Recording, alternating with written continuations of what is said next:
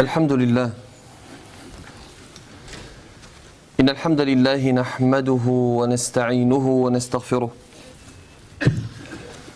ونعوذ بالله من شرور أنفسنا ومن سيئات أعمالنا. من يهده الله فهو المهتد ومن يضلل فلن تجد له وليا مرشدا. وأشهد أن لا إله إلا الله وحده لا شريك له، وأشهد أن محمدا عبده ورسوله وصفيه من خلقه وخليله، خير نبي اجتباه وهدى ورحمة للعالمين أرسله. اللهم صل وسلم وبارك على هذا النبي الأمي وعلى جميع من استنى بسنته واقتفى أثره وسار على نهجه إلى يوم الدين.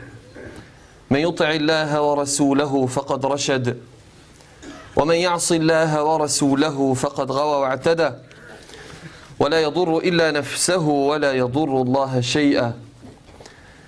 يا أيها الذين آمنوا اتقوا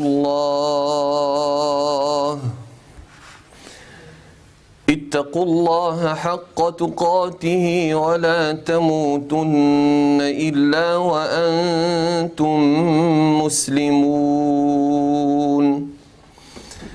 يا أيها الناس اتقوا ربكم الذي خلقكم من نفس واحدة وخلق منها زوجها وبث منهما رجالا كثيرا ونساء، واتقوا الله الذي تساءلون به والأرحام إن الله كان عليكم رقيبا. يا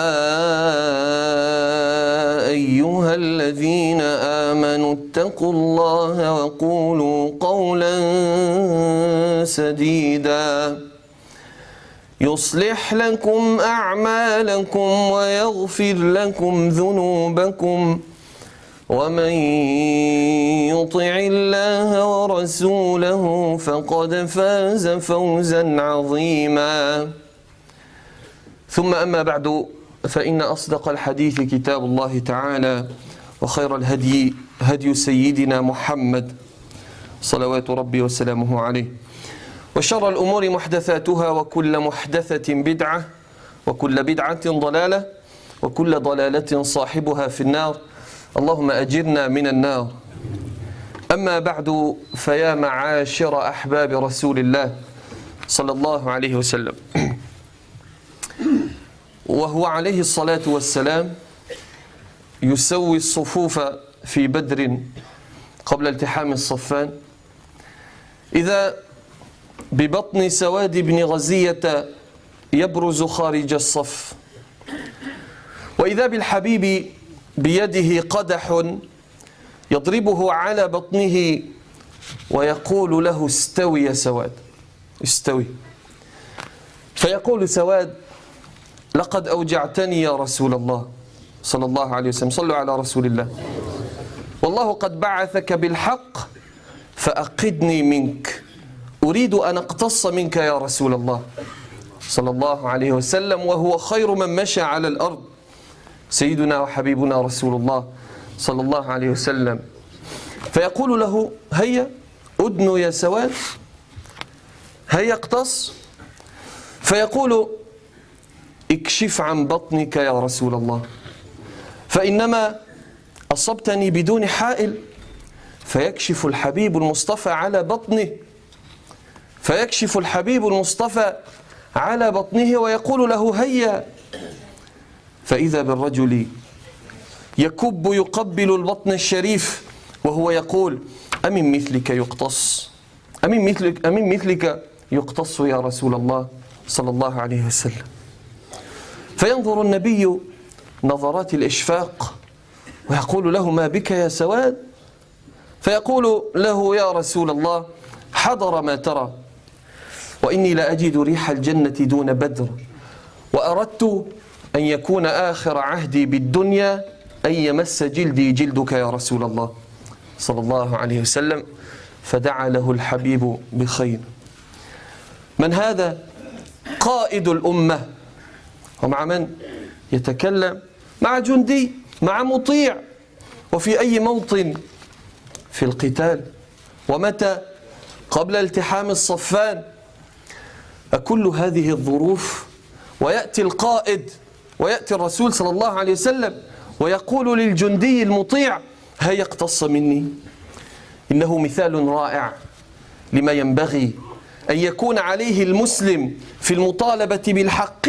ولو كان رسول الله صلى الله عليه وسلم علم الإسلام الأمة أن تأخذ حقوقها ولا تتتعتع. فقد قال رسول الله صلى الله عليه وسلم في الحديث المرفوع: لا خير في أمة ولا تقدس أمة لا يأخذ الضعيف فيها حقه غير متعتع. وهكذا سار الصحابة من بعده يشيعون العدالة بين الناس. فصاحب رسول الله أبو بكر وعمر كان برنامجهم الرئاسي هذه الكلمات. قال أبو بكر حينما استخلف، صعد المنبر وقال: أيها الناس، إني قد وليت عليكم ولست بخيركم. انظروا إلى هذا التواضع. إني قد وليت عليكم ولست بخيركم، أطيعوني ما أطعت الله فيكم، فإن عصيت الله فلا طاعة لي عليكم. القوي فيكم ضعيف عندي، القوي فيكم ضعيف عندي حتى أخذ الحق منه، والضعيف فيكم قوي عندي حتى آخذ الحق له. القوي فيكم ضعيف عندي حتى آخذ الحق منه، والضعيف فيكم قوي عندي حتى آخذ الحق له.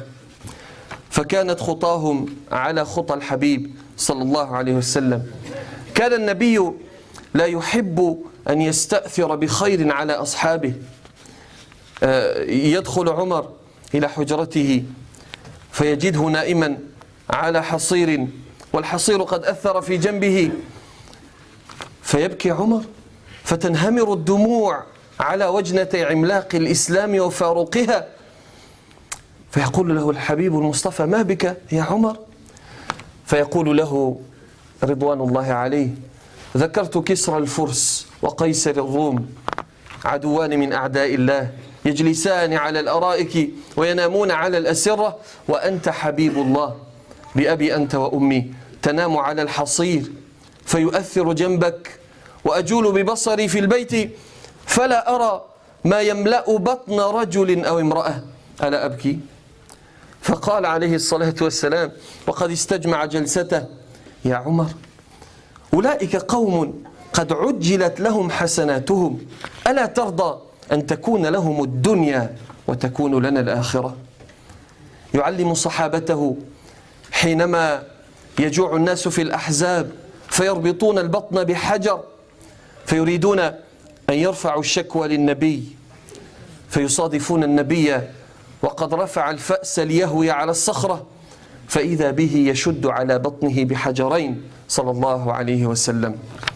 وهكذا تربت الأمة. الضعيف يأخذ حقه ويرفع صوته. ويأتي عمر رضوان الله عليه ويقول لمصارينه في عام الرمادة، يقول لمصارينه: قرقري أو لا تقرقري، فوالله لن تذوقي طعاما حتى يشبع آخر ذرار المسلمين رضوان الله عليه. عباد الله، إن الله خلق هذا الإنسان، نفخ فيه من روحه، أسجد له الملائكة، علمه البيان، علمه الأسماء الحسنى. أفيجوز للمسلم أن يظلم أخاه؟ أفيجوز ذلك؟ ألا كل المسلم على المسلم حرام، دمه وماله وعرضه. أريد أن أختم بهذا الحديث. يقول عليه الصلاة والسلام للصحابة، الحديث تعرفونه: أتدرون من المفلس؟ فقالوا: المفلس من لا درهم له ولا متاع. يتحدثون عن إفلاس الدنيا. فقال المفلس من يأتي يوم القيامة بحسنات كجبال تهامة يصلي ويزكي ويصوم ويفعل الخيرات ولكن شتم هذا أكل مال هذا ظلم هذا اغتاب هذا نم هذا فيأخذ هؤلاء حسناتهم على قدر المظالم وتفنى الحسنات ويبقى الدائنون فتطرح عليه السيئات فيطرح في النار أولئك المفلسون. اللهم لا تجعلنا من هؤلاء. يقول الله تبارك وتعالى بعد أعوذ بالله من الشيطان الرجيم بسم الله الرحمن الرحيم ألا إن الخاسرين الذين خسروا أنفسهم وأهليهم يوم القيامة ألا ذلك هو الخسران المبين. اللهم لا تجعلنا من الظالمين. اللهم لا تجعلنا من الظالمين. اللهم لا تجعلنا من الظالمين. أقول قولي هذا وأستغفر الله العظيم لي ولكم ولسائر المسلمين والمسلمات وآخر دعوانا أن الحمد لله رب العالمين.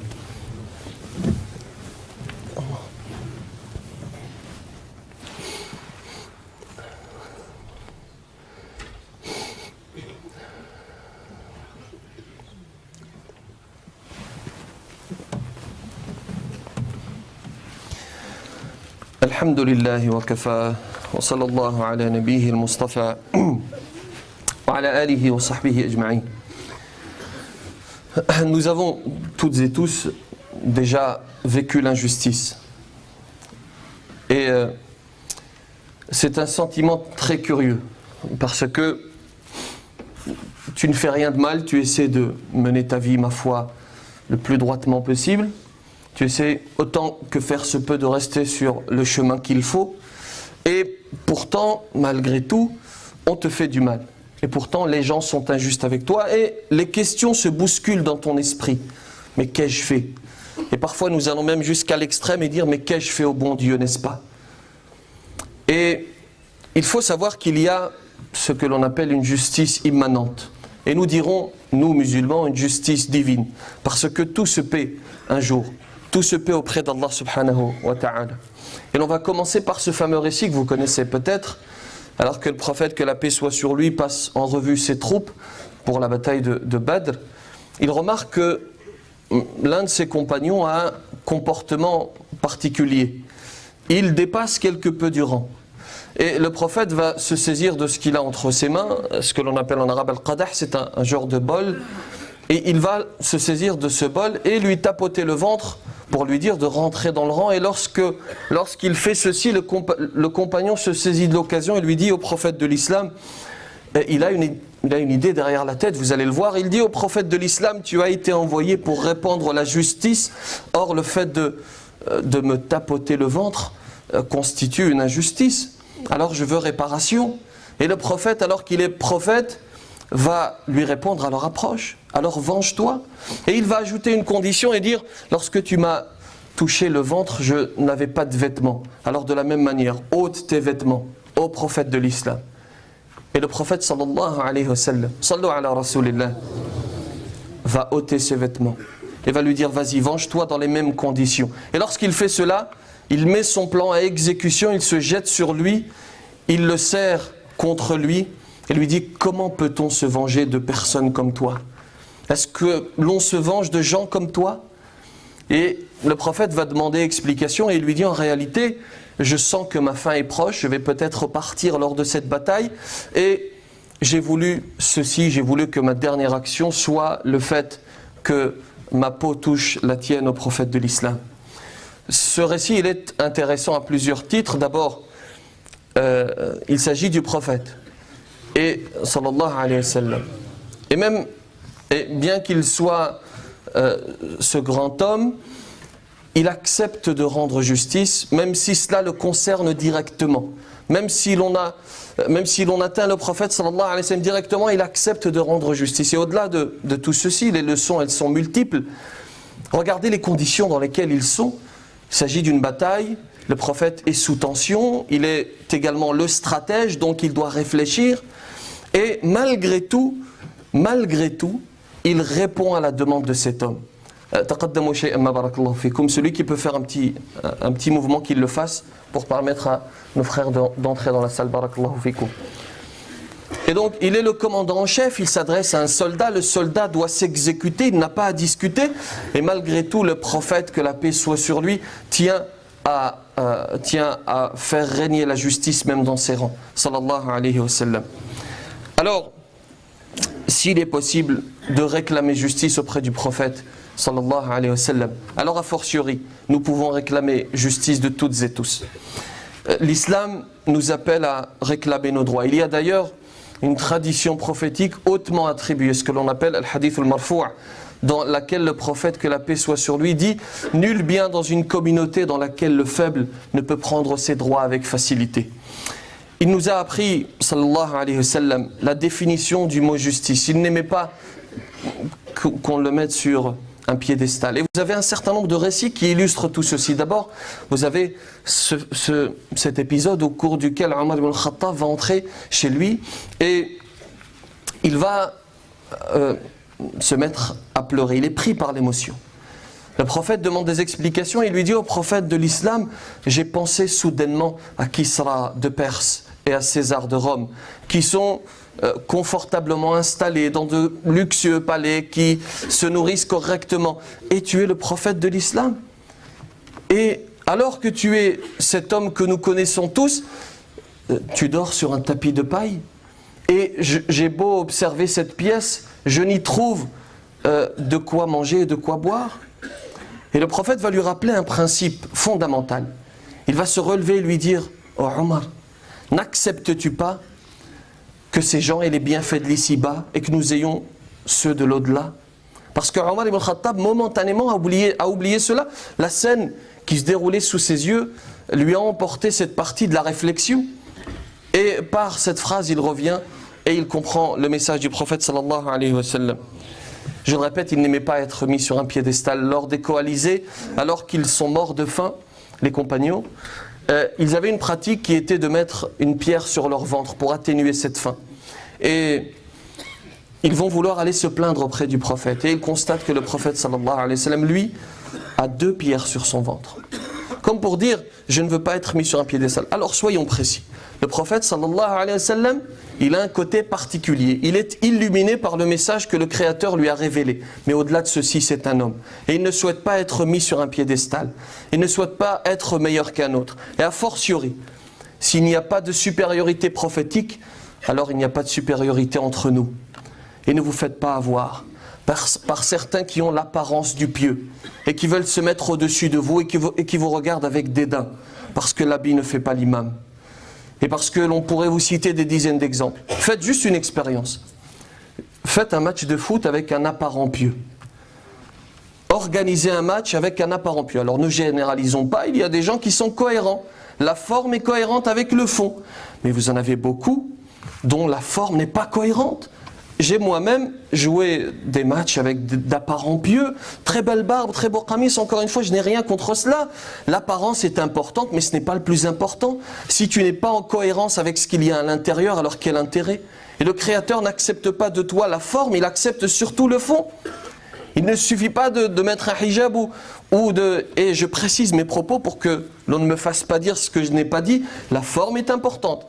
Le hijab est important, l'apparence bien entendu, mais ce n'est pas le plus important. Le plus important, c'est le fond, c'est la substance. Et donc je joue ce match et je suis choqué par d'apparents pieux qui vont sortir des insultes et une vulgarité que tu ne retrouves pas chez celui qui pour l'instant n'est pas sur le bon chemin. Voyez-vous ? Donc c'est une réalité. Ne vous faites pas avoir par des gens qui vous regardent avec dédain. Parce que le prophète sallallahu alayhi wa sallam lui-même ne voulait pas être supérieur aux autres.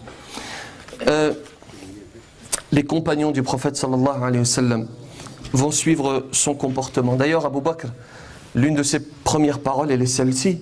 Inni qad wullitu alaykum wa lastu bi khayrikum. Je suis aujourd'hui votre calife, mais je ne suis pas le meilleur d'entre vous. Obéissez-moi tant que j'obéis à Dieu, et si je n'obéis pas à Dieu, alors ne m'obéissez pas. Et Omar ibn Khattab, vous connaissez cet épisode, lors de l'année de la disette, alors que les musulmans n'ont rien à manger, et que lui, il a la possibilité de se nourrir parce qu'il y a toujours des réserves, il refuse cela. Et il interpellait ses intestins, et il disait à ses intestins, gargouillés ou non, de toute manière, vous n'aurez à manger que lorsque le dernier des musulmans pourra se nourrir correctement. Ridwanullahi alayhi. C'est ainsi que la communauté va être éduquée. Pas de passe-droit, pas de privilèges. Et cette philosophie va être comprise par toutes et tous, musulmans ou non. Et j'en veux pour preuve notamment ce fameux récit. Amr ibn al-As, vous le connaissez, c'est d'abord un ennemi de l'islam, c'est un farouche ennemi du prophète, sallallahu alayhi wa sallam. Et ensuite, il va se convertir et va devenir l'un des plus grands compagnons. Par la suite, il va devenir le gouverneur d'Égypte. Et il a un fils qui s'appelle Mohammed. Et Mohammed était friand de ce que l'on appelle les courses hippiques, les courses à cheval. Et un jour, il va faire une course avec un copte. Et le copte, parce qu'il est plus compétent, va le battre. Et Mohammed, le fils du gouverneur d'Égypte, va être pris par la colère. Et dans la colère, vous savez ce qu'il va faire? Il va se mettre à le frapper violemment. Et d'ailleurs, petite digression pour vous dire que souvent, la colère nous amène à l'injustice. La colère nous amène à commettre l'irréparable. Vous avez ce petit récit qui illustre ceci. On fait une petite digression et puis on reviendra au sujet. Vous avez cet homme qui possède un champ de blé, il a un moulin et il entrepose la farine qu'il produit dans ce moulin, il l'entrepose dans des sacs. Et un jour, il entre dans son moulin et il constate que tous les sacs ont été déchirés. Plutôt une partie des sacs a été déchirée. Il est pris par la colère dans un premier temps et il se met dans un coin et il attend pour observer le responsable. Il attend de voir qui a fait cela. Il attend et à un moment donné, vous avez un chien qui entre dans le moulin. Un chien qui ne raisonne pas, à part si l'on entre dans des considérations anthropomorphiques. Vous savez, cette fameuse théorie qui consiste à dire que les animaux réagissent comme les êtres humains. Mais si nous n'entrons pas dans ces considérations, alors c'est un chien, il ne raisonne pas. Vous savez ce qu'il va faire, pris par la colère? Il va être injuste. Et il va prendre cet animal, l'imbiber d'essence, et il va allumer le feu. Il va le brûler vif. Vous savez ce que va faire ce chien? Effrayé par la douleur, il va sortir du moulin, aller dans le champ, et tout le champ va brûler. Voyez-vous, la colère amène l'injustice, et elle amène l'irréparable. Et donc, Mohammed, le fils du gouverneur, pris par la colère, va commettre une injustice et va se mettre à le tabasser. Et lorsqu'il finit, lorsqu'il le frappe, il dit « Atasbiquni wa ana ibnul akramin » N'as-tu pas honte de remporter cette course alors que je suis le fils d'eux, le fameux fils d'eux, ce fameux piston qui nous gangrène parce que je suis le fils d'eux, parce que je suis l'ami d'eux, n'est-ce pas? N'as-tu pas honte de me battre alors que je suis le fils du gouverneur? Et ce copte, il ne peut rien faire. Il est en Égypte. Par contre, il sait qu'il y a à Médine un homme qui s'appelle Omar ibn al-Khattab, radiyallahu anhu. Et il va entreprendre ce voyage. Il part d'Égypte jusqu'à Médine.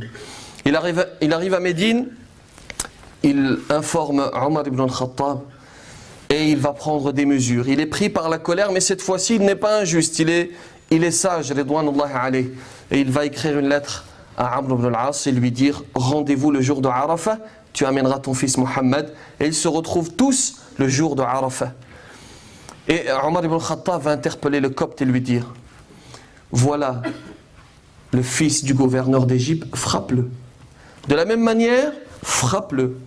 Comme il t'a frappé, frappe-le. » Et il va se mettre à le frapper jusqu'à considérer qu'il a été vengé. Et Omar ibn al-Khattab va lui dire « Maintenant, retourne ton bâton vers le gouverneur d'Égypte. Frappe le gouverneur d'Égypte. » Et là, le copte va dire cela est inutile, je considère que j'ai été vengé. Et Omar va lui dire Wallahi, si tu l'avais frappé, je ne t'aurais pas empêché, parce que s'il s'est permis de dire cela, c'est parce qu'il avait l'aval de son père. C'est parce que son père ne lui a pas assez inculqué ses valeurs de modestie. Et ensuite, il va dire cette fameuse phrase Ya Amr, mata sta'badtum an-nas wa qad waladatuhum ummahatuhum ahrara. Oh Amr, depuis quand avez-vous rendu les gens esclaves alors que leur mère les a mis au monde libre? Et si vous analysez la scène, c'est assez particulier. Il s'agit du jour de Arafah, le jour le plus important pendant le Hajj. Parce que la tradition prophétique dit Al-Hajj Arafah. Le Hajj, c'est Arafah, c'est le pilier le plus important. Le jour de Arafah, devant les musulmans. Un copte qui a la possibilité de frapper le gouverneur d'Égypte, voilà la justice de l'islam il y a 14 siècles. Et je vais terminer par deux choses. D'abord, l'injustice, bien entendu, est lourde. Et on avait évoqué cela quelque peu lors d'une conférence que j'ai donnée ici il y a quelques jours. On avait évoqué cela, on avait dit qu'il est difficile de pardonner à celui qui a été injuste envers nous, n'est-ce pas? Et j'avais fait cette petite expérience, d'ailleurs, j'avais dit aux fidèles, lorsque je vous parle de celui qui a été injuste envers vous, il est certain que dans l'esprit de chacun d'entre vous, il y a une image, il y a un visage qui apparaît. Et il est difficile de lui pardonner, n'est-ce pas? Comment pardonner à celui qui a été injuste, celui qui a été immonde? Difficile, n'est-ce pas? Alors écoutez ceci. C'est un hadith authentique dans lequel le prophète sallallahu alayhi wa sallam dit ceci. Il s'agit du jour, donc j'avais raconté cela au cours de la conférence, il s'agit du jour au cours duquel le prophète sallallahu alayhi wa sallam va pleurer puis rire. Il raconte et il dit ce sont deux hommes, ils sont devant le Créateur. Il y a un injuste et il y a celui qui a subi son injustice. Et celui qui a subi l'injustice va dire au second, parce que tu as été injuste, je veux de tes bonnes actions. Et petit à petit, il va lui vider son compte. Petit à petit, il va prendre toutes ses bonnes actions. Et lorsqu'il a terminé, lorsqu'il est à zéro, celui qui a subi l'injustice va lui dire il y a encore une dette, je veux que tu paies ta dette. Mais il n'a plus rien et il va lui dire alors maintenant, je vais prendre de mes mauvaises actions, je vais les jeter sur toi et tu vas être jeté en enfer. Et lorsque le prophète va raconter cela, il va se mettre à pleurer. Et ensuite, le Créateur va faire quelque chose. Il va faire en sorte que cet homme puisse apercevoir un extraordinaire paradis. Cet homme qui a subi l'injustice va voir un endroit extraordinaire que personne ne peut décrire. Et cet homme va dire au Créateur, mais pour qui est ceci? Pour qui est cet endroit extraordinaire? Et le Créateur de dire, pour celui qui en a les moyens. Et lui de questionner encore, mais qui en a les moyens? Et le Créateur de lui dire, tu en as les moyens, écoutez ceci. Si tu pardonnes à ton frère, tu entres dans ce paradis. Il va lui pardonner, et parce que la miséricorde du Créateur est immense, il va lui dire, tu lui as pardonné? Alors prends ton frère par la main et entrez tous les deux au paradis. Allahumma ja'alna min ha'ula.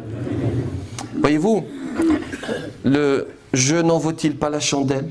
Alors oui, c'est difficile, mais essayons.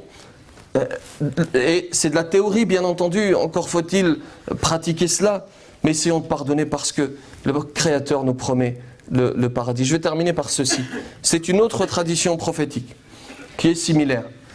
Le prophète sallallahu alayhi wa sallam interpelle ses compagnons et leur dit savez-vous qui est le fauché, qui est le ruiné? Ils vont dire le fauché, le ruiné, c'est celui qui n'a pas d'argent, celui qui n'a pas de bien. Il parle de la faillite mondaine. Et lui de répondre, le fauché c'est celui qui vient le jour du jugement avec un certain nombre de bonnes actions. Il a été bon, il a été au pèlerinage, il a donné un certain nombre de fois, etc. Mais à côté de cela, il a été injuste envers telle personne, il a calomnié telle personne, il a menti sur telle personne, il a volé telle personne. Et tous ces gens, toutes ces personnes, le jour du jugement, elles seront là, elles se présenteront devant lui, elles réclameront leur dû. Et petit à petit, il va distribuer de ses bonnes actions jusqu'à ne plus en avoir. Et il reste des créanciers. Et vous savez ce qu'ils vont faire? Ils vont prendre de leurs mauvaises actions et les jeter sur lui jusqu'à ce qu'il soit jeté en enfer. Voilà le fauché.